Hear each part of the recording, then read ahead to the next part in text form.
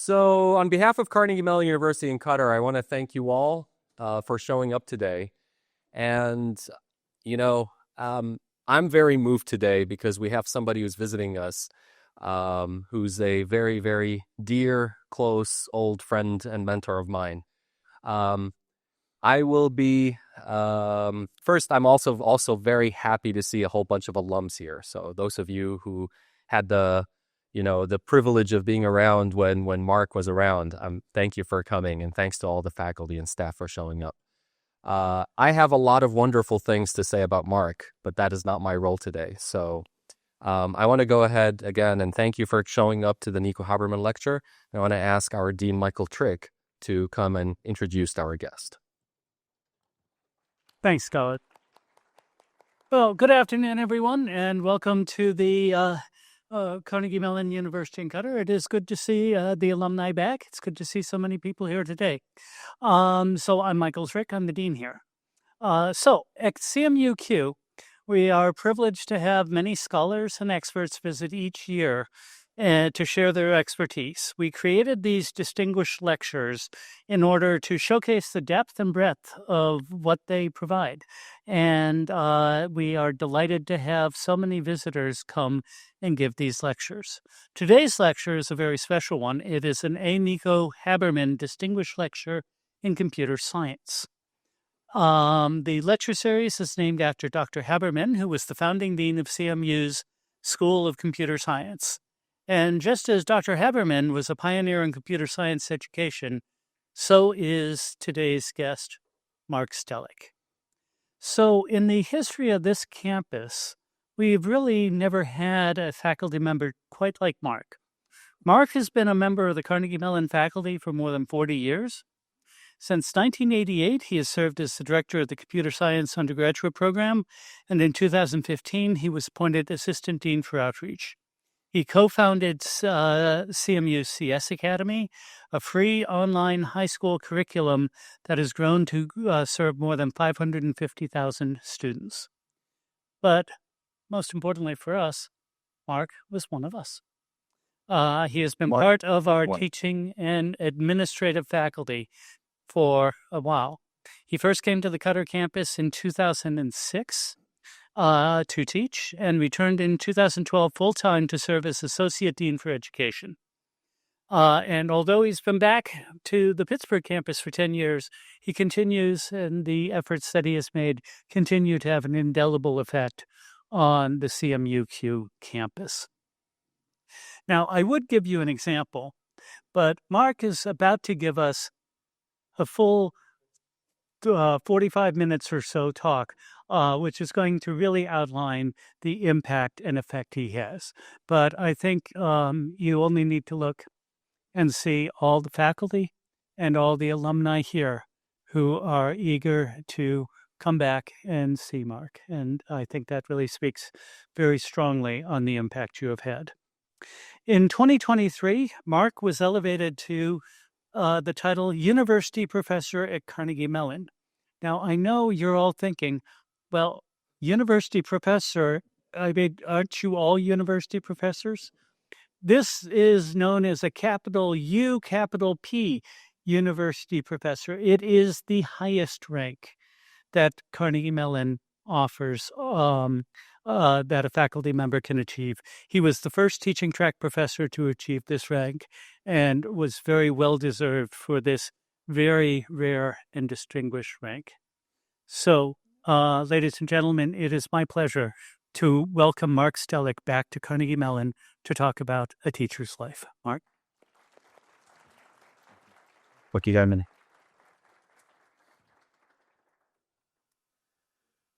That was a lovely introduction. And if you can't already tell, it's going to be really hard for me to get through this talk. I am honored by all of you here. I am thrilled to be back on this campus. This campus, as my son would attest to were he here, is my happy place. And I will tell you why that is in a little bit. I have thoroughly enjoyed every minute I have been here. And I'm going to tell you a little bit about myself and why I am a teacher. And I'm going to tell you a lot about what Carnegie Mellon Qatar did to shape that as part of my career. So a teacher's life, we're going to start at the beginning. So you can maybe talk amongst yourselves as to who I am, but I'll give you a hint. I'm the one in the middle who looks a lot goofy. So to my right is Stephen Guadagno, who lived across the street from me in New York City. You can tell it's New York because there's a fire hydrant in the picture. If you don't know what a fire hydrant is, it's the thing all the way to the left of the rightmost student in your image, okay? Or right of the rightmost student in the image. Anyway, that rightmost person is Carlos Ramirez. He is my next door neighbor. He features prominently as my first teaching gig. And the little munchkin on the ground is my brother, who is 3 years younger than me. That picture dates from when I was 9 years old. And the reason that's important is because my first teaching gig was teaching Carlos Ramirez, helping to teach Carlos Ramirez how to speak English. Carlos and his family arrived next door to me in New York City, not speaking a word of English because they came from Costa Rica.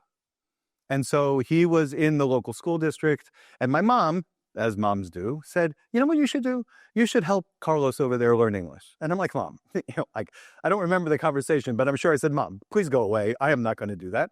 And Mom said no, and Mom bought me, as all good moms do, a blackboard easel, which, as all good computer science origin stories include, was put in my garage, where I offered English lessons to Carlos with little chalkboard, little chalk. I don't know how long I did this, but it's indelibly impressed on my mind.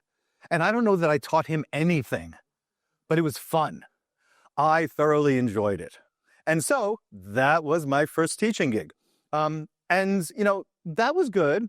But then I also learned about teaching from a number of other little activities. So I'm going to tell you a little bit more history. So here, I don't know how many of you know about baseball. But if you don't know anything about baseball, imagine a sport that a person sucked at, okay? So pick your sport. I don't care. I was having trouble being a baseball player. What that meant, if you know baseball, is I was in right field, because that's where you put people who aren't really good, or catcher, because that's also where you put people who are really good, because behind the catcher is a big screen that catches the balls that the catcher does not, okay? So I was awful. And so people tried to help me. And so I'll never forget my uncle. My uncle would tell me, you swing like a rusty gate. To this day, right? So a baseball swing, right? You're supposed to swing like this. To this day, I don't know what he was trying to tell me. I didn't make noise, right? A rusty gate should make noise. I did not make noise. I swung level. The rusty gate probably moves. I don't know what he meant. But from a teaching's perspective, what I learned is telling people something they can't process is not very useful. So what you should do is give them useful instruction to help improve them, okay? As it turned out, the rusty gate was caused by my eyes not talking to my hands, which was really not under my control, right? My grandson has hand-eye coordination up the wazoo, right? He had it from the time he was 3. He is a switch hitter from the time he was 4. Naturally, I can't figure that out. It's not from my side of the gene pool, obviously, right? But I didn't have that. So I struggled 4 years until I got a little bit past puberty. And then my eyes and my hands managed to figure each other out. And so then I could finally hit. But what that taught me was not that I was a good baseball player, but that the power of persistence, of sticking to something even though you're not good, at some point, you will be good enough. And so that was a powerful lesson. It turns out that since I was not so good, my teams were not so good. And so it's ultimately not about winning or losing either, right? It's about improving. And then when I started coaching, and I didn't want to coach my son because I was coaching with my dad, and my dad did it as a way to get to know my brother and I. He was awful. Rest in peace, but you were not a good coach, okay? But he was a good dad, right? Because he was trying, okay? So I was not going to coach my kids either until, the first game, and the coach that they had gathers this group of 8-year-olds in the outfield and says, "What are we going to do?" before the game. And the whole of them were looking at him going, "I have no idea." And so he says it again, "What are we going to do?" And then he says, "Win." And I'm standing by the fence thinking, okay, so 50% of the time maybe this happens, but the other 50% of the time you're going to lose. Okay, so maybe we should talk about that too. But he was having none of it. So of course, the next year, okay, I'm going to coach. So I'm coaching and I'm thinking, okay, I know what the right way to do this is. Every kid's going to play every position because I don't know who's going to be good at what. That's great, right? Egalitarianism, right? Everybody gets to play. Everybody gets to experience the thing. That worked until the second rotation, where a child who I didn't know really couldn't catch was placed at first base. And there was a ball hit the shortstop, and the shortstop could throw. And the throw was accurate. And his head was going to be hit by the ball unless he got out of the way fast. And so I realized that egalitarianism isn't going to work, right? That you can't put everybody at every place, right? You have to pay attention to what people can actually do. So that was also important, right? Egalitarianism doesn't work. You've got to find people where they are and make them better. And it turns out that that is, the last unwritten rule. Find the sweet spot, okay? Help people get better at the things they need to be able to do. The way I found that out is I was pitching. It was coach pitch. So I'm trying to throw balls at these kids. I'm a pitcher in baseball. What are pitchers supposed to do? Those of you who are baseball fans, what do pitchers do? Throw strikes. What do little kids not able to do? Hit. Okay? So if I threw strikes, most kids were not going to hit that ball. But if I figured out where the person was going to swing all the time, I could figure out how to hit their bat. So my goal wasn't to throw strikes. My goal was to throw balls that they could hit. And as a result, we ended up winning because I was the only coach who was doing that, right? Most of their munchkins struck out. Most of my munchkins got on. And then because I was clever, I had 3 munchkins and a hitter. And so if the munchkins got on, the hitter hit them home. It was great. But it taught me a ton about how to connect with people and get them to the next level. Okay, so now I go to high school, and I'm a pretty smart guy. But I'm not nearly as smart as, I think I am. And so when we graduate 4 years later, I turn out to be second in everything. Second in overall QPA, second in the math QPA, second in the science QPA. So a student named Peter, I won't mention his last name, was first in all those things. And I remember when the awards were announced, and Peter walked home with all the trophies, and I walked home with exactly 0. And that school was in Long Island. I was driving home at the time because I was, old enough to drive. And if you've ever seen a car on the Dukhan Road, right, going like 1,000 miles an hour, that was me that day in New York City. If there was a car stopped in front of me, I would have gone through it on my way home because I was so just frustrated. But once again, at some point I realized, that's okay, right? It doesn't matter if the external world says I'm good. I know I'm decent. I'm not number 1, but who cares? I mean, that fine distinction doesn't really matter. And it turns out that informed how I grade, right? Because we all think as faculty, our grades are absolutely precise and accurate, right? We get everything exactly right. With an epsilon, okay? Or delta. Right? You've all had calculus. You understand that difference, right? So it turns out, we may not get it right, but it's okay. We're within the ballpark, right? A's are different than B's, but 96.888 is not that much different from 96.898, right? It just isn't. So that also informed me a bit. Okay, so then it's time to apply for college. My dad and I say my dad and I because it was my dad and I, applied to 7 colleges. Because he told me the 7 places I should apply to, right? So I applied to Carnegie Mellon, MIT, RPI, Clarkson, which is up in Potsdam. There's a Chuck Thorpe connection there. NYU, Pace, and Manhattan. Okay, so I got into all of them, amazingly enough. And that's not bragging. I mean, it's just a statement of fact. You do with it what you will. I went to Carnegie Mellon. I did a sleeping bag weekend at Carnegie Mellon. I loved the place. I couldn't afford it. I also couldn't afford MIT or any of the other places I got into because my parents didn't have 2 nickels to rub together. Did you see how I was dressed in that first photo? Right? Okay. So, my dad worked 3 jobs when we were kids. For the longest time, I thought he didn't like my brother and I, but it was the way he managed to make enough money to pay for the house and the food and all the other things that we had. So, okay. So MIT gave me a $500 scholarship. And even when I was applying to school, that was nothing. Okay. You may think that tuition was $1,000 back then, but it wasn't. Okay. So I wrote a letter on a typewriter. A typewriter is something in between a pencil and a computer to MIT saying, my parents can't afford the net cost of this education, even though it'll probably be great. It will either wipe out their savings or prevent, us from eating, right? And I will never forget this. They actually answered me with a letter. And it said, and again, this is one of those things that's indelibly, ingrained here. You have to weigh the benefits of an MIT education against the total cash outlay. That's a true story. MIT, if you watch this video, I hope things are different.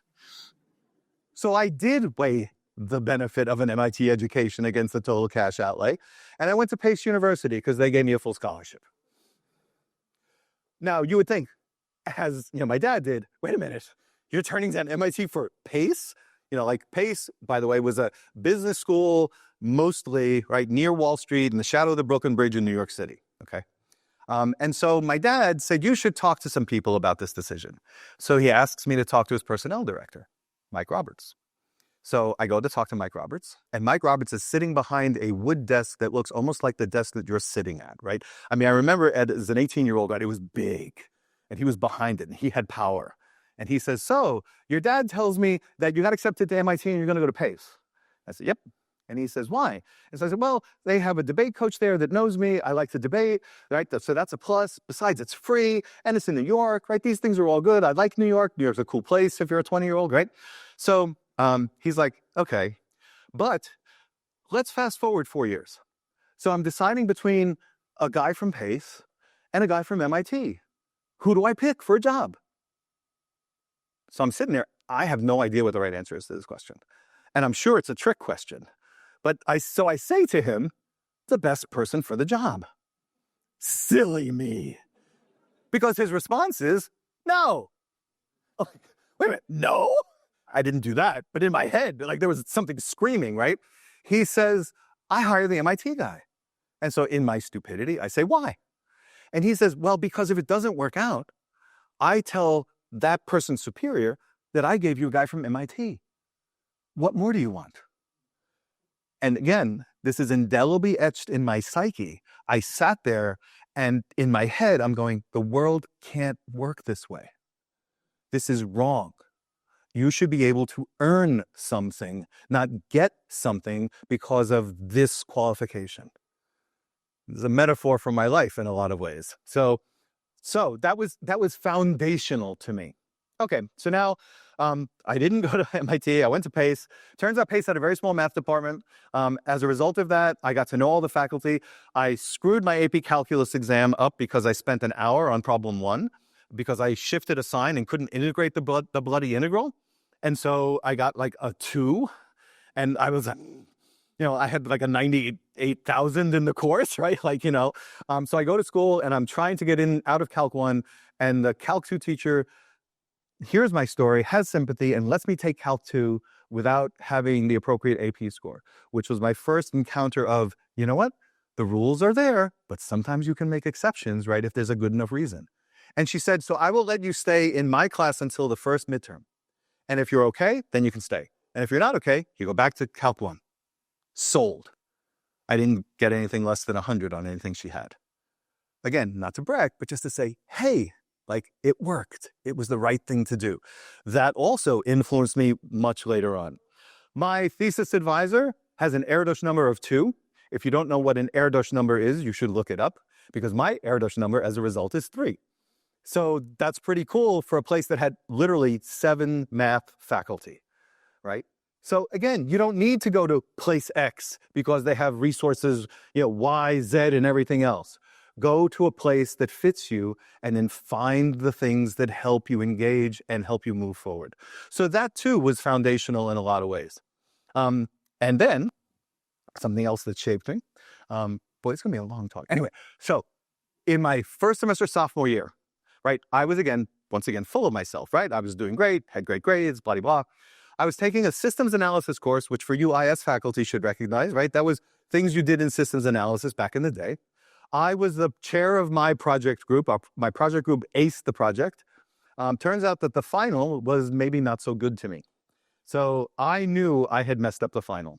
So at the end of the final period, I'm finishing the final. I give it to the teacher as he's on his way out the room. I mean, I was literally the last final turned in for that course. And if he didn't take my final, I think I was going to kill him. But he did, because I was running after him saying, please, here, take my piece of paper. I know it sucks, but like, here, take it. So he did. He graded it. I got a B in that course. It's the first B I'd ever gotten in my life. So remember this conversation too. So I talked to him after I see my grades. And I figured, because I knew I had messed up the final, it was on me. And so I said, hey, like, I did really well on this project. I did really well in all your course assignments, right? I know I messed up the final. I'm hoping, we can work something out. I didn't even know what we were going to work out. And he said to me, Mr. Stehlik, and this was back in a time when he might address a student as Mr. Stehlik, you are clearly a very smart person, but you also didn't do well on the final exam. And I have to grade on performance, not potential. And again, these quotes, are many decades ago, but they still stick here. And he was right. And I knew he was right. And so that was okay. And so then my, lizard brain says, okay, you want performance, not potential? So the next semester, I didn't get under a 96 in anything. Homeworks, exams, whatever. And I didn't have to do that. But that was sort of the point, right? All right, so you want performance, I'll give you performance. But the point was, I now have a B, so I can't get a 4.0. And I can't tell you how freeing that was. Because once you get your first B, it's over. No more 4.0 for you. And that was fine, because then I didn't have to get an A. I got A's. I ended up with a rarer QPA than 4.0. My graduating QPA was 3.97. You could only do that with exactly one B. And I got mine first semester sophomore year, so I didn't have a lot of wiggle room. But again, right, I didn't have to do it. I did it because, in a sense, I just wanted to. And if I didn't get another, if I did get another B, it wasn't going to matter. It wasn't critical. Again, think about these now from the perspective of a teacher decades later, right? These are all formative experiences. Okay, so now I'll apply to grad school. By the way, my second teaching gig now after Carlos was teaching people in the computer science room how to debug their code, because we were using punch cards. Those of you who are under probably 60 don't know what a punch card is. You can look it up. It's sort of like the typewriter, only with a different kind of output. Anyway, it turns out that it took forever to run those things, because you had to wait for the person behind the screen to run your code. That was not working for me. So I said to them, look, I would like to run my code, like as quickly as possible. What can I do? And I said, how about if I make you a deal? As long as I'm here working on my stuff, I will help students with their stuff. If you teach me how to run the card reader, I'll run every job that's in the queue, so everybody gets processed. Okay, but I just want to make sure we can get quick turnaround. It worked. And I learned how to teach people how to solve their programs, which has benefited me, forever. So that was my second teaching gig. So then I applied to grad school. I applied to Stanford. I go there in December. Santa is in shorts. For those of you who don't understand the reference, look up Santa Claus. It turns out Santa in shorts in December is not a motif that I can deal with. I applied to UIUC, which is University of Illinois at Urbana-Champaign. The corn in that place is higher than the car that I had rented. So that was not going to work. I grew up in New York. Things that were tall were buildings, not corn. I applied to CMU, and literally my undergrad advisor said to me, you got into CMU? 8 question marks? I love you, Ben. And I said, yes. And he said, you have to go there. They're one of the best places in the world. He was literally shocked, but he sold me. So I went. Okay, so now I'm at CMU, and the second talk I hear, now remember, I want to get a PhD so I can become a faculty member. That's my goal, right? Research was okay. I did do a undergraduate research thesis, right? It seemed to be a thing that I was interested in. So the second talk I hear is from a faculty member who's still there, who said, so you, welcome, the incoming PhD class, we, the faculty, are here because of you, to help you become the professors and researchers that we know you can be. And I'm sitting there going, well, okay, that's only part of my equation, but sure, let's continue. So she did continue. And she said, we teach undergraduate courses because we have to. Because if we didn't, the university wouldn't let us stay here. Again, that's a quote. And after she finished that sentence, like, again, my lizard brain is like, no. I should go to UIUC. They gave me a teaching assistantship. Can I switch now? I'll deal with the corn, right? But like, this is just not going to work out. And so she was kidding, sort of, because at that point in time, there was no undergraduate major in computer science. If you did computer science at that point in time, 1979, you did it as an applied math major. There was no CS. So, okay. So year 2, me and the department are sort of in an unhappy place, right? You know, I am not happy with my research. As it turns out, in my second year, my research advisor goes to Bell Labs. For those of you, again, who are under 30, Bell Labs was the Google of its day. Okay, so he goes to Bell Labs. I have no research advisor. I'm foundering. Between first year PhD and second year PhD, I taught a calculus course, a night calculus course at my home school pace to people from Wall Street who were thinking about going to get a master's and MBA, but didn't remember their calculus from when they were much younger, right? So it's like teaching calculus to my dad. And I did it, and it was fun. And I knew that I was vectored correctly. So at the end of my second year, as the department is about to throw me out, literally, I mean, the handwriting, this is like the guy with the B, right? Like, I know what's coming, okay? I see a B-board post, and our acting department head says, we just lost a lecturer who's supposed to teach in next fall the intro computer science course. And he puts this on a email and says, is there anybody out there who can recommend someone to teach an intro CS course? And since I had been successful in teaching this intro calculus course, I sort of raised my hand and volunteered. And so I talked to John McDermott, and he says, okay, so like, we really don't have any other choices, which is a tremendous vote of confidence. So he says, sure, go ahead. So I taught it. And at the end of that semester, John McDermott calls me back into his office and says, not only do you seem to like this, you're actually good at it. And what he meant by good is I had at that point, the highest faculty course evaluations for a computer science undergraduate course than anyone. And again, right, this is not to brag, it's just to say I could prove my worth. And when I proved my worth, they were willing to take a risk on me. So you bring something to the table of value, and people will value it. And as it turns out, as Dean Trick mentioned earlier, right, I am the first university teaching professor at Carnegie Mellon, and I guarantee you, I am the only university teaching professor without a PhD. Hell, I'm the only university teaching professor without a master's degree. Because I didn't take the hardware qual, which is what you needed to take to get a master's out of the PhD program. And again, this is not that I'm special. This is, if you have a desire to do something and the opportunity to show that you can do it, you can do it.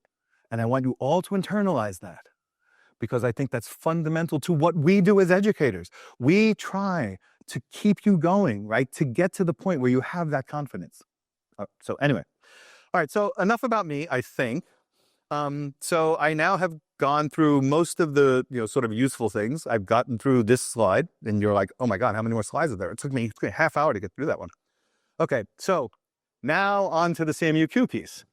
So Dean Trick was slightly wrong. I first came here in spring 2005. Those of you who know Carnegie Mellon Qatar's history will know that that was when the groundbreaking was for this very building. Okay, there may have been sand that I walked on that is underneath my feet right now. That is the spring 05 schedule. There are 9 faculty. Marion Oliver, who recently retired, taught calc from fall 04, right? This is the spring 05 thing, until spring 20, right? He retired fairly recently. So he was one of the pioneers. Another pioneer, Ben, was teaching effectively a world history course back then, and he still has been doing that now. And so it is amazing to me, right, to think about the history, right, that Ben has, that Marion had, right? It's just amazing. I say stowaway because see that Chuck Thorpe on the second line? That was your first dean. He was also my second year grad school roommate. And so because he was dean, and that trip, by the way, that was the president, that was the provost, that was the trustees, that was, chief counsel, right? This is the 6th floor and the 5th floor and probably all the floors that aren't the 1st floor of Warner Hall. If you're into Pittsburgh, you know what I mean, right? And, right, a whole bunch of other really important people, and me and my daughter, because Chuck was nice to me. But Chuck also knew at that point that I was running the undergraduate CS program, and so it might be useful for me to be here, right? And so we were then in Weill Cornell. And so the next slide is the class of '08 who were second semester first years when I visited them in spring '05. Now, I know all their names even without looking at that slide. Subai is in the top corner, Noor is on the left corner, right? But the two people on the bottom flanking Anirban, who's in the middle, changed the course of my life. Because I went to that 15200 course that Jacobo was teaching, which was our data structures course for the computer science majors. And at some point, I came to them and said, hi, I run the CS program, in Pittsburgh. I've been doing it for a while, right? I think Dean Trick said since 1988, which is correct. And so I've been doing it for a while. What can I do for you? So Amr, the person on the bottom left in the white shirt, puts up his hand and says, I want more physics courses. And I'm like, dude, I'm the CS program director. I don't think I have, but you know what? I'll try to make that work. As it turns out, I did much later with Helmut Vogel and a couple other physics faculty coming here to teach physics in the summer. So that always stuck in the back of my head that we should do things outside of the major, right, to bring, other gen eds and things here. And then Amir, who's in the upper right in the jacket, again, he asked the question that fundamentally changed my life. Because he said to me, can you come teach us? Damn. In the course of my career, I have been told to teach a lot of courses. I have been requested by officials to teach a lot of courses. I have never, ever, with that one exception, been asked by a student to come teach us. And so my immediate answer was, sure, we'll see. Because there was no better answer at the time. But it stuck with me, right? And I figured there had to be some way for me to make good on that. And so then in spring of 2006, I figured out a way to make good on that. We were teaching a C mini course for those of you in computer science, right? That was well before 122. So I came here in first mini semester spring to teach a C mini course to the CS, then the sophomores. And that worked out pretty well. And so then it sort of blossomed from there. So then I was, back here again in 2007, teaching the C mini course and then TAing a web apps course. And then in 2008, when we were in LAS, teaching the C mini course, the web apps course, now not as a TA, but as a faculty member, and, a web development, what's the third course? No, I should have prepared better for this. You're going to mark me down. I can see it. Anyway. So it was the C mini course, the web apps course, and one other course that shall remain nameless for now. And so this was great, right? I was here, I was having a good time. I flew home. At the same time as I flew home, I then flew to Portland for a SIGC conference. Then I flew back to Pittsburgh. Then I drove to Erie to pick up my daughter who was at a school in Erie. By the way, I will never forget texting my daughter and saying, you know what? The value of degrees centigrade here is higher than the value of degrees Fahrenheit where you are, because she's near Lake Erie, which is well north of Pittsburgh. And I always loved that. She didn't, but it was really cool. Anyway, so after all of that traveling, it turns out that I had developed a DVT, a deep vein thrombosis in my right leg. That was so aggravated that I was walking to a meeting with a faculty colleague named Klaus, and I walked up a flight of stairs with him, 3-4 steps. And I said, I don't feel so good. And of course, he being a good friend of mine says, you don't look so good. And it's true stories, all of them, right? And so I go back to my office. I'm an experimentalist, right? So I go down the stairs in Wien. I try to walk up the stairs in Wien. Same result, right? I barely can breathe. So I call my doctor. He says, go get yourself to the ER. And so I get myself to the ER. And at the ER, the attending nurse, takes an electrode, and it's a Doppler sensor, right? Looking for a return pulse in the veins in my leg. She puts it on my left leg where the return pulse is supposed to be. Aces. She puts it on my right leg, then she moves it, Then she moves it. She moves it about a dozen times. And at some point I say to her, that's not good, right? And she said, you're going to be here for a while. And so as it turns out, I had a big clot in my right leg. Pieces, and it turns out the clot maybe is bad enough because the clot impedes blood flow back to the heart. But what's worse is at some point, pieces of the clot can break off. And if a piece of a clot breaks off, it can go one of three places that's good-ish. The two places that are not good, if the clot gets stuck in your head, you're dead. If it gets stuck in your heart, you're dead. Mine, thankfully, got stuck in my lungs. And that's why I'm here. And that inability to walk up the stairs was because I was running out of capacity to breathe. And so that was the end of my career for Doha, or so I thought. So, okay, so now fast forward a couple years later, it's 2012, and I tell my wife, I'm going back to Doha. And she's like, no, you're not. Like, you almost died. Like, what are you talking about? You're not going back to Doha. We have kids. You can't do this. And it's like, no, I'm going back to Doha because in 2011, Carnegie Mellon suffered from a financial crisis. If you have time or the inclination, you can look up Westridge financial scandal. We had invested money with the Westridge folks. The Westridge folks were supposed to be investing our money. It turns out they were buying yachts and mansions in Connecticut. Pitt lost $50 million out of its endowment to that fund. We lost 25. As a consequence of the 25, we needed to make some, capital adjustments. And the adjustments that were decided to make in computer science were to fire teaching faculty. Because teaching faculty, once they're up for reappointment, can just not be reappointed, right? Can't do that with tenured faculty, right? You can't even, not to dismiss staff, but you can't even fire staff that way. Because if you want to fire a staff person, you have to have cause, you have to have when you try to correct the cause, right? There's a process. But for teaching faculty, it's like, halas. So, at that point, I was advising 400 students. I was teaching a course, and I was the assistant dean. And I was run pretty ragged. As a matter of fact, because of the reduction in force, when the spring 11 schedule was released, we were down to 2 lectures of what was the equivalent of 15-112. And the MECI advisor called me and said, hi, the 2 lectures that you have for 112 in the spring can't be taken by MECI sophomores, which is when they normally take 112, because it interferes with 2 required MECI courses. What are you going to do about it? Dudley knows what I'm going to do about it.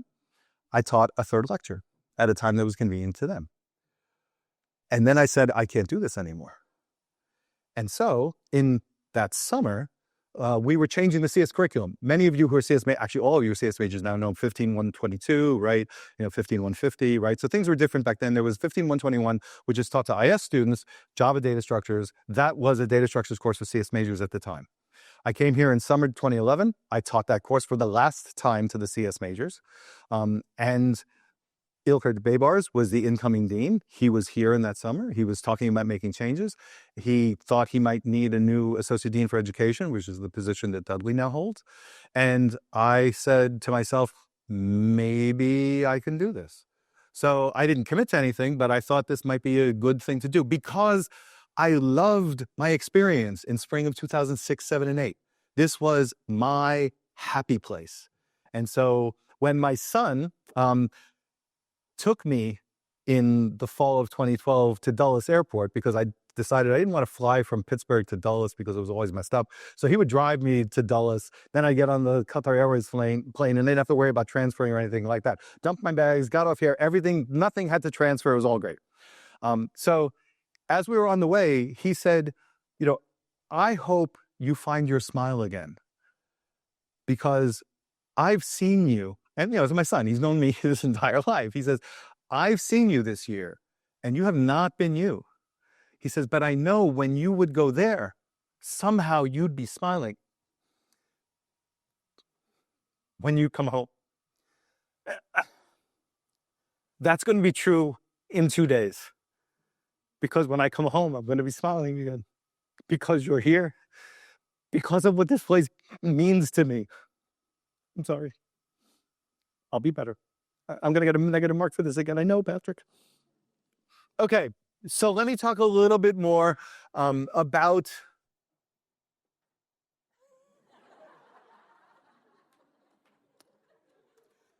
because it's been offered, I will consume it. Thank you, Dean Trick.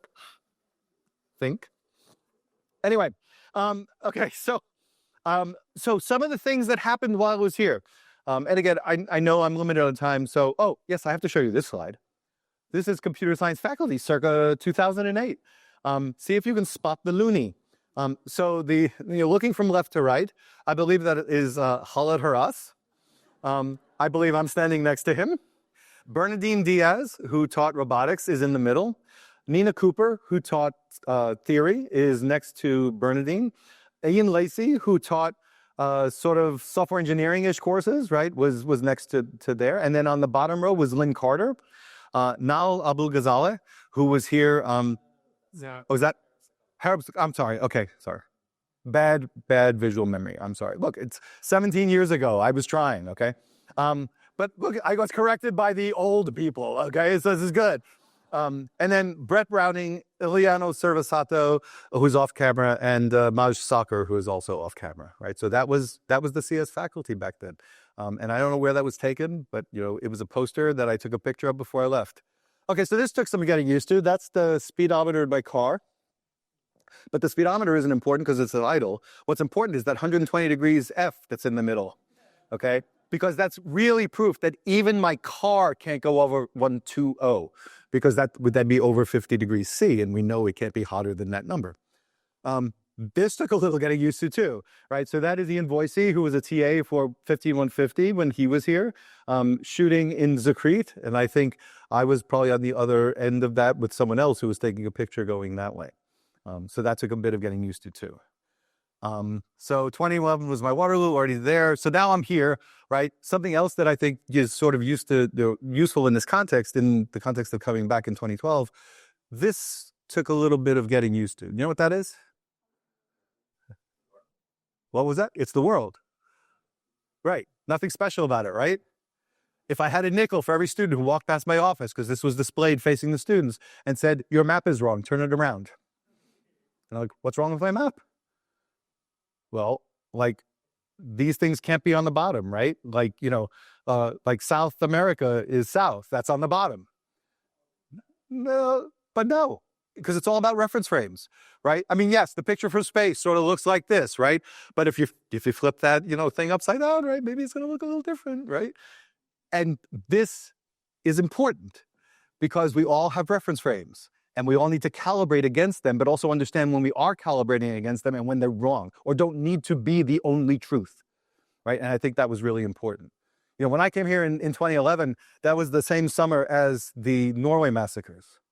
And that was a very pivotal moment in world history. And I remember in my data structures course devoting a lecture to tolerance, to a lot of things. And since Ramadan was most of that month of August that year, we had conversations about, Ramadan and Lent, because I'm from that side of the religious house. And these were things that I could have here, that I could have in very few other places. And these side lectures, if you will, were awesome, because I learned as much as my students learned from me. And again, that's what made this a happy place. There was just so much of that. So, okay, so that took some getting used to. That's sort of par for the course, right? As it should be. And I think this is one of my sort of mottos, right? Your job is important and you should take it very seriously, but you shouldn't take yourself very seriously, right? Here's a really good example of that. So this was like early on in my career in 2012. That was a Tartan Community Day thing, and there were water balloons involved. And I remember after this, one of the students came up to me and says, who are you? And I said, I'm the new Associate Dean for Education. And they're like, and I said, no. And they said, well, you don't seem like one of those. And well, look at the map and then you'll understand, right? It's important, right, to enjoy that and to share that, right? And it's okay for me to get hit with water balloons, right? The world is not going to end, right? Now, they still respect me, right? That's fine. I don't want to bridge that gap, right? But by the way, to my right in that picture, in the green hijab, is Rukhsar Nayaz, one of the co-founders of Stehlik. Surprise, surprise. And then to my left is Noshi Nisa, and that's important because One of the things that I brought here, which I helped create on the CMU main campus, was Stucco. A student of mine knew how to play bridge. He actually knew how to teach bridge. Teaching bridge was the first Stucco course offered in Pittsburgh because Indira Nair, who was the provost at the time, was convinced that having students teach courses could be a good thing. And Noble Shore, who was that bridge teacher, was my student. We had a lot of Stucco courses there. I wanted to bring Stucco courses here. There were some administrative details to be worked out. The prevailing leadership thought that it might not be good to have students listed as faculty because, well, faculty are faculty and students are students. So what we did is we found a faculty mentor for the students who were teaching Stuccos, and then we had the faculty mentor. I'm not telling tales out of school here. Anyway, we had the faculty mentor signed as the faculty for the course. So the faculty was teaching the course, but this course was taught by the person whose painting is on the right as you see it. So her name was Sabha Singh. She was the instructor for the course. She is now a PM at Amazon Music. She heads the UX design team. And then on the left was a painting that was done by Noshinisa. So Noshin was a IS student. Noshin is now a PM at Waymo. And so the final assignment for this course, and so again, these are painted by the student and the instructor. So the one on the left is supposed to represent friendship. The one on the right was supposed to represent serenity. And both of them hang on my wall in my office in Pittsburgh because it's a fond remembrance both of the creation of Stucco, but also you, the students, can do anything you set your heart and mind to. Don't ever forget that. Okay, so this is what Dean Trick yielded to me. I saw this on my way here. It was sent to me by Sabi and Ruxar. Stehlik is now at Indiana University.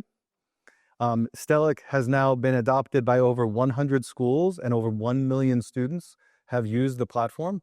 This grew out of a desire for me to have a better academic audit because our audit system was terrible. It ran on an IBM PC in the basement of a guy in Squirrel Hill, literally. It was awful, okay? So I knew this was a need, and I knew if CMU needed this, other places did too. Sabi was a serial entrepreneur. Those of you who may remember Sabi know this is true. He was a computer scientist searching for a problem to solve. He entered every hackathon, every competition, right? He did all sorts of interesting apps, but he never found one that was really to his heart. And I said, okay, CMU's thing is terrible. The world's things are terrible in this space, how to audit your transcript, right? Because this is a hard problem, right? You have requirements here, N requirements. You have M possible things that are in your transcript. You have to fit this in the best way possible, right? In computer science, we refer to that as an NP complete problem. For the novices in the room, it's really hard, okay? Like really hard, okay? So they're like, Sabi is like, I can solve that, right? Because Sabi was that sort of person, right? He reminds me of myself in a lot of ways. But he and Ruxar did. And they have a startup that is doing pretty bloody well. And that startup, as you all know, came from here. And, I think very often about all the twists and turns that I had, right? Like, if I hadn't seen Mike Roberts, I wouldn't have had my mindset to go to PACE, which meant I wouldn't have had the Erdős 3 that got me into CMU. If I hadn't taught that course to calculus people, right, I would have probably not had the courage to volunteer to teach that first course in computer science. Like all these things. And then the Cutter alliances, right? Like just getting to this place. Again, you think about your collective careers, both the students and the faculty, right? It's so random at times. But for me, the common thread was teaching. I wanted to do it from when I was 9. I've done it for a while. We'll just leave it at that. And it's been a thrill. Okay. So I saw this, interestingly enough, I saw this quote on a wall in Logan Airport as I was coming here. And once again, I think, the world just speaks every once in a while. And I think I just loved it, right? It's not so important what you know. What's important is what you share and how you bring that light to others. But I didn't know everything, right? So, I advised 3,000 students prior to my arrival. I thought I had a pretty good mental model of student issues. So when a student asked me about competing job offers, in his senior year. I thought I had the right answer because the answer was, don't worry about money because you'll get paid well. You're right. That's probably going to be fine. So think about cool projects and a work group, a team that you can work with, right? So cool projects, cool people. Those are your criteria. And his response to me after that standard reply was, what about death? Right. Dean Trick just went, as did I. No one had ever had that rejoinder. Sometimes they wanted me to amplify, right? But what about death was different. So of course I said, what about death? And he said to me, so I'm Syrian. The two jobs I have are here at QF, actually at A&M, at the A&M, and over in Dubai. So I said, okay, so which is the better project for you? He said, no. So here's what happens. If I stay here, I can still be here, right, under my parents' aegis, right? I don't have to travel, whatever. If I go to Dubai and it doesn't work out, well, I can't come back here under my parents' aegis anymore. So I have to go home. Home is Homs. And at that point in time, Homs was not a place you wanted to be in.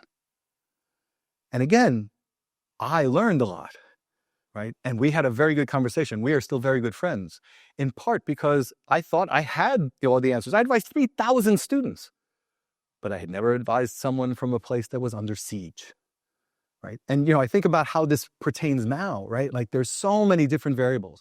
And again, one of the great things about this place is you get to think and see and live all those different variables.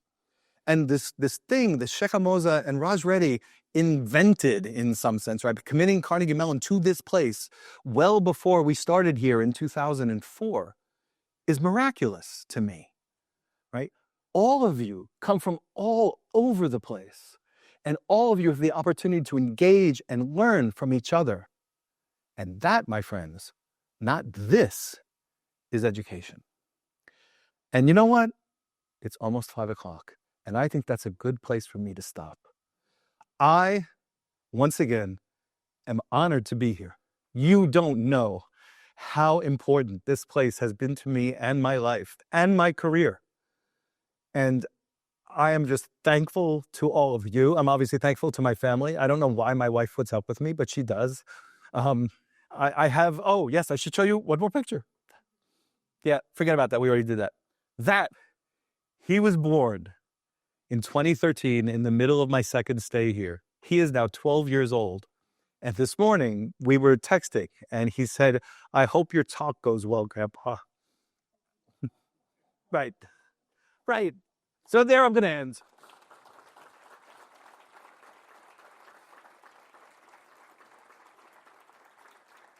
I have one more slide.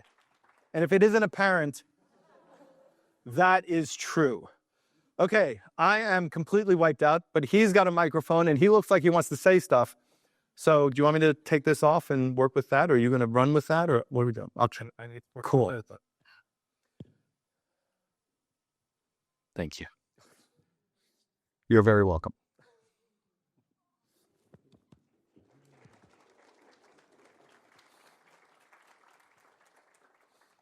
So it is 5 o'clock, but I think we can take one or two questions for anybody who wants to ask Mark.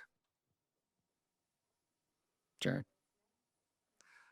Well, so 6 years ago, in anticipation of the fact that I wasn't going to live forever, I was reminded of that, obviously, in 2008.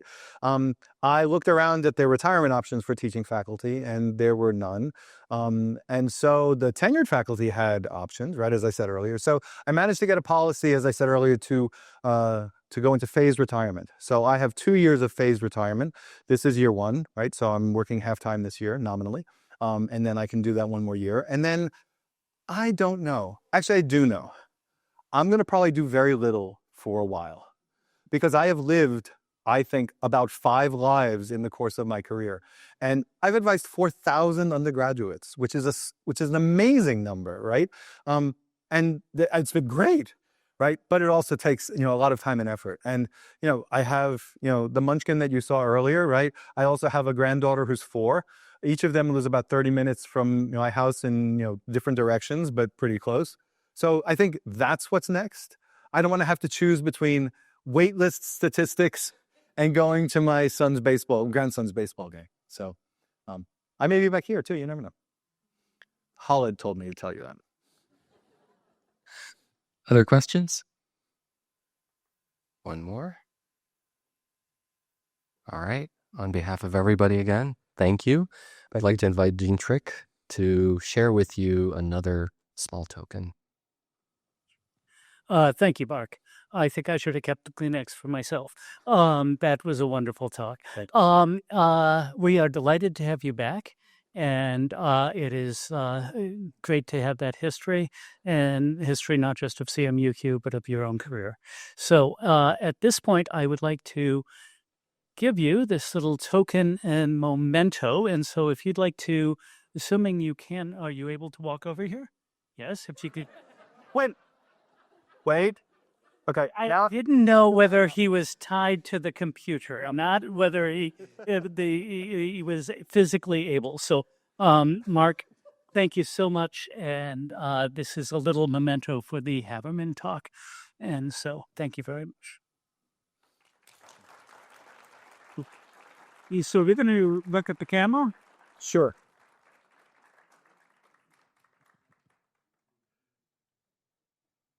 I want to say one more thing, because so this is a Habermann talk. And as I told you before, I got my first real teaching gig at CMU because of John McDermott having a need for someone to teach an intro course. Well, so that was early in the 80s. So I had then been teaching for about 6 years, and the Department of Computer Science became the School of Computer Science in 1988.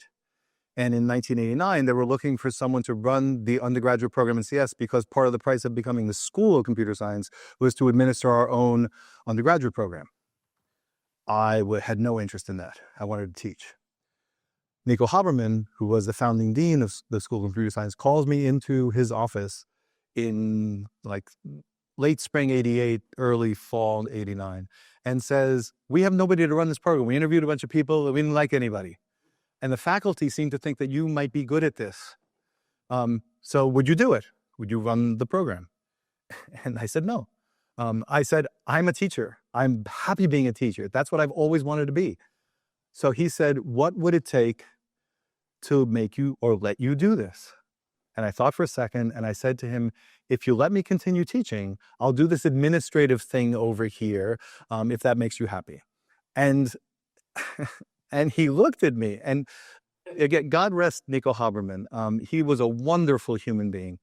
He looked at me and he said, you're saying if we let you work harder, you'll do this. And I said, that's your words. My words are, if you let me be what I think I am, I'll do this other thing. What it turned out, so I had to run the program. That's administrative BS, fine. But I had to advise students. I had no idea what that was. What it was a way to teach mostly things I had no idea about, and react to problems I mostly didn't know how to solve. But over the course of 4,000 students / guinea pigs, I learned a lot, and hopefully made some influence in that space too. So Nico, for whom this talk is named, gave me the opportunity to learn how to teach in a thing I fundamentally wasn't qualified for, but became pretty darn good at. So I thank him, and I thank you for allowing me to give this talk. Thank you.